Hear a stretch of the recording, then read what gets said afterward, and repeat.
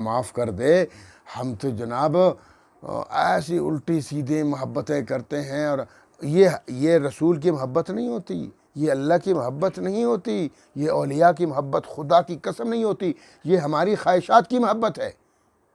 ہماری چاہتیں اپنی چاہت ہوتی ہے نا، میری چاہت ہوتی ہے بکرا جا کے مزار پہ ذبح کر دوں گا حرام بنا کر، یہ تو حرام ہو گیا، غیر اللہ کے لیے ذبح کر رہے ہو۔ قرآن نے کہا، حدیث نے کہا، اگر اولیاء کرام سے محبت ہے تو اولیاء کرام کے نقش قدم پہ چلو، ان کی زندگی پڑھو، ان کی کتابیں پڑھو۔ بعض جناب ادھر جا کے طواف کر لیا، ادھر جا کے سجدہ کر لیا، ادھر جا کے مٹی چاٹ لی، ادھر جا کے جناب وہ پتہ نہیں کیا کیا وہاں سے۔ آج کل تو جناب ہر مزار پہ ایسے زبردست قسم کی چیزیں ملتی ہیں، پھر لوگ وہاں سے لیتے ہیں، بعض وہ زندگی بھر انہی چیزوں کو چومتے چاٹتے ہیں اور تبرکات سمجھتے ہیں۔ کیا خاک تبرکات ہے؟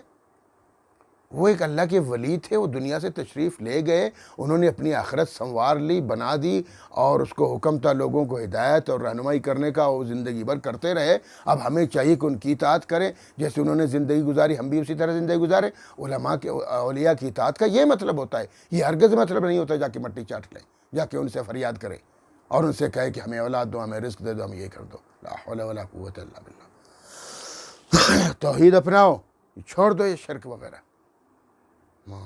عشق ہے، محبت، یہ عشق ہوتا ہے، یہ محبت ہوتی ہے اللہ کی، یہ رسول کی، اولیاء کی کوئی محبت نہیں ہے، جھوٹی محبت ہے، یہ صرف اپنی خواہشات کی محبت ہے اور کوئی محبت نہیں ہے۔ کچھ جھوٹے لوگوں نے مزار کھڑا کر دیا، اب پتہ نہیں وہاں ولی ہے یا نہیں، ولی ہو بھی تو کچھ نہیں کر سکے گا، وہ تو آپ کو کچھ نہیں دے سکتا۔ بس جناب جھمگٹا لگ گیا جاہلوں کا، اور پھر وہاں جناب لاکھوں لوگ جمع ہوتے ہیں، اور پھر جناب فنکشن ہوتا ہے، پھر دھمال ہوتا ہے، پھر پتہ نہیں کیا سے کیا اسلام کے خلاف بکواسات کرتے ہیں، اور پھر باقی جو اچھے لوگ ہیں، توحید پرست لوگ ہیں، ان پر فتوے لگاتے ہیں، یہ اولیاء کو نہیں مانتے ہیں۔ ہاں، تیرے باپ کو مانتے، اولیاء کو نہیں مانتے۔ اولیاء کے پیروکار یہی لوگ ہوتے ہیں کہ ان کے نقش قدم پہ چلتے ہیں۔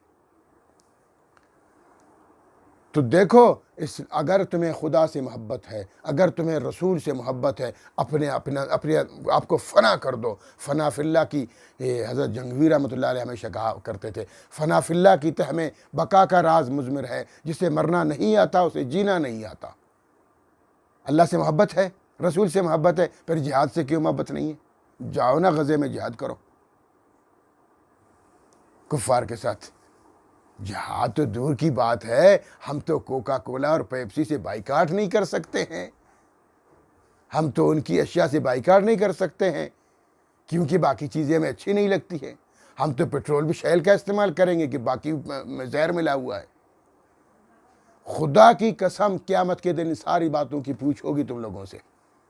ان کے بچے مر رہے ہیں، ان کی خواتین بھوکی اور ننگی ہو رہی ہیں، اور ان پر ظلم ہو رہا ہے، اور ظلم بھی صرف یہ ہماری پیپسی اور کوک کی وجہ سے ہے کہ ہم ان کی معیشت کو بڑھا رہے ہیں، ان کی معیشت کو اونچا کر رہے ہیں، اور ان کو پیسے دے رہے ہیں، اور انہی پیسوں سے وہ ہمارے مسلمانوں کو مارتے ہیں۔ اگر آپ حلال زادہ ہیں، اگر آپ واقعی اللہ اور اللہ کے رسول سے محبت کرنے والے ہیں، تمہارے دلوں میں محبت درد ہے مسلمانوں کے لیے، چھوڑ دو ان خبیثوں کو، یہودیوں کو، ان کی کوئی بھی چیز استعمال نہ کرو۔ ہاں بس دعوات و جناب نعتیں ہم ایسے شرکیہ پڑھتے ہم اپنے آپ کو خود جنتی بنا چکے ہیں، اللہ کے محبوب اپنے آپ کو بنا چکے ہیں، رسول کے محبوب بنا چکے ہیں۔ ایسے تھوڑا ہی ہوتی محبت۔ محبت کیسی ہوتی ہے؟ وہ کہتے ہیں نا، مردہ بدست زندہ، عربی میں کہتے ہیں کل میت فی ید الغسال، جیسے ایک مردہ ہوتا ہے نا، مردہ، اب وہ زندہ جیسے اس کو دفناتے ہیں، جیسے اس کو کفناتے ہیں، جیسے اس کو دھوتے ہیں، نہلاتے ہیں، وہ تو بیچارہ کچھ نہیں کر سکتا۔ تو تم بھی اپنے آپ کو رسول کے سامنے مردہ سمجھو، قرآن کے سامنے مردہ سمجھو، بس قرآن تیرے ساتھ جیسا سلوک کرتا ہے اسی طرح کرو، خدا جیسے فرماتا ہے اسی طرح کرو، رسول جیسے فرماتے ہیں اسی طرح کرو۔ یہ ہے نا اطاعت۔ یہ نہیں ہوتا تمہارا دل جو چاہے۔ 12 ربیع الاول آتا ہے، پھر جلوس ہوتا ہے، پھر ڈانس ہوتا ہے، پھر سڑکیں بند ہوتی ہے، پھر پورے ملک کی معیشت کو تباہ کرتے ہیں۔ یہ ہے رسول کی محبت۔ اللہ کے رسول صلی اللہ علیہ وسلم نے کر دکھایا ایسا۔ آپ صلی اللہ علیہ وسلم تو پیر کو پیدا ہوئے تھے، یہ تو حقیقت ہے۔ پیر کے دن اللہ صلی اللہ علیہ وسلم خوشی کا اظہار بھی فرمایا تھا، حدیث میں ہے، تو ہر پیر کو کرو نا۔ یہ 12 ربیع الاول، یہ یاد رکھے، خدا کی قسم کھا کے کہتا ہوں، قرآن میرے سامنے ہے، یہ کیا کہتے ہیں، برتھ ڈے منانا، یہ سالگرہ منانا نہیں ہے ہمارا رواج، نہیں ہے اسلامی رسم، یہ جھوٹ ہے، یہ فریب ہے، یہ دھوکہ ہے، یہ عیسائیوں کی روایات ہیں، یہ ہندوؤں کی رسمیں ہیں، سویم ہے، ساتاں ہے، 11ویں ہیں، 12ویں ہیں، 40واں ہیں، اور پھر جناب فلاں ہیں، کل شریف ہے، پتہ نہیں یہ کیا، کہاں سے لاتے ہو ان چیزوں کو؟ حضرت عمر فاروق تو آستین کو کینچی سے نہیں کاٹتے ہیں کہ وہ کہتے ہیں کہ اللہ کے رسول نے کینچی سے نہیں کاٹا تھا، حالانکہ یہ فرائض میں بھی نہیں ہے، مستحبات میں ہے، لیکن وہ اتنے حقیقی عاشق تھے صحابہ کرام، اور ہم نے اپنی خواہشات کی پیروی کی ہوئی ہے، اور پھر علماء پر فتوے لگاتے ہیں، پھر ان کو گستاخ کہتے ہیں، پھر پڑھو نا قرآن پڑھو گے تو توحید پر عمل کرو گے، جب قرآن نہیں پڑھو گے، قرآن نہیں سمجھو گے، توحید کہاں سے آئے گی؟ پھر تو یہی بدعات ہے، پھر یہی رسومات ہے۔ ہر چیز میں، پوری زندگی میں پیغمبر کی اطاعت کرنی پڑے گی، تب اس کو کہتے ہیں عشق رسول، پھر اس کو کہتے ہیں عشق خدا، پھر اس کو کہتے ہیں اطاعت رسول، اطاعت خدا۔ ایسے ہی اطاعت ہوتی ہے؟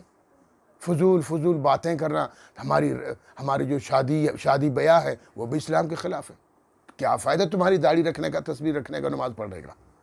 تمہاری شادی بیاہ اسلام کے خلاف، اور تمہارا جناب غمی اور خوشی اسلام کے خلاف ہے، ہر چیز اسلام کے خلاف ہے، اور پھر کہتے ہو اس سے کیا ہوتا ہے؟ باقی تو نماز تو میں پڑھ رہا ہوں، صرف نماز تھوڑی دین ہے، پوری زندگی، تمہاری معاشرتی زندگی، تمہاری معاشی زندگی، تمہاری عائلی زندگی، تمہارا جو پوری زندگی کو رسول صلی اللہ علیہ وسلم کی اطاعت میں گزار دو۔ یہ ہے عشق، یہ ہے محبت، یہ ہے اطاعت، پھر اللہ بھی راضی، محمد صلی اللہ علیہ وسلم بھی راضی، اس کو کہتے ہیں